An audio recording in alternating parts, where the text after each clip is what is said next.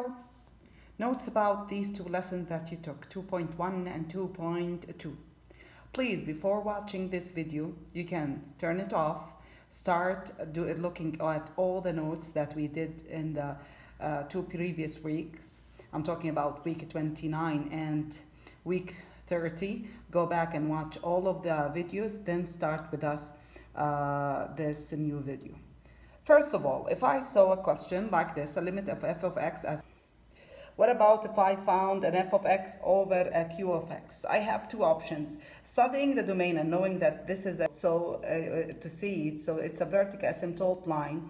What does that mean, a vertical asymptote line? I will solve the problem by factoring, if it can be factored. Or I did a direct substitution. I found that the answer is 0 over 0. Come on, using the factoring. Type.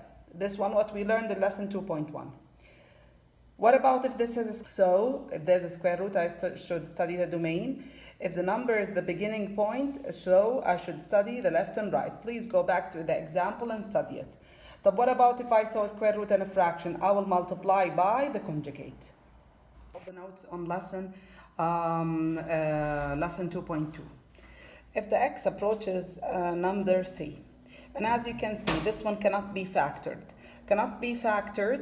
So what I will do study the domain, graphs, tables, left and right, and that's it. And of course, I'm talking about the c. C is the vertical asymptote line. Next step, what about the plus and minus, and there's an f of x over q of x, plus and minus infinity. So I will divide by the leading coefficient term of the denominator. Now, to find the vertical asymptote line, always denominator equals to 0. To find horizontal asymptote line, limit of f of x over q of x, you can put a plus or minus infinity. Now, example, to understand. First of all, I will look at the first example. Look at A and B. I'm trying my best to make it easier for you to solve these types of questions. Now, I solved this question, and I find out by looking at it that the vertical asymptote line is x is equal to 1, which is the number that they are asking for me to study over here. So what I will do, I will have two options. Can I factor these two? Of course not. So directly I will do domain, to graph, tables, and as you can see, I did the graph, and the next step I studied left and right. I got positive and positive infinity, so my answer as x approaches the 1 for this f of x is positive infinity. Look at the second example. Now, again, that's the vertical asymptote line. Yes, I can tell from the denominator over here. Now, can I factor this one? Yes, I can. So instead of doing like I did over there, what I will do, I will factor. You know the factoring for the cubic? If you don't know, go back to the previous lesson. And this is an x minus 1, x squared plus x plus 1. Take out the common factors. Next step, what I did, I removed the limits and I did direct substitution, so the answer 1 over 3. Now, what about square roots? What I did over there in the notes will help you understand what happens over here for the square root. First of all, what I will do, I will say x greater than or equal to 0. I should study the domain. As you can see, no fractions and square root. So what happens over here? I can tell that this is the beginning point that they are asking for.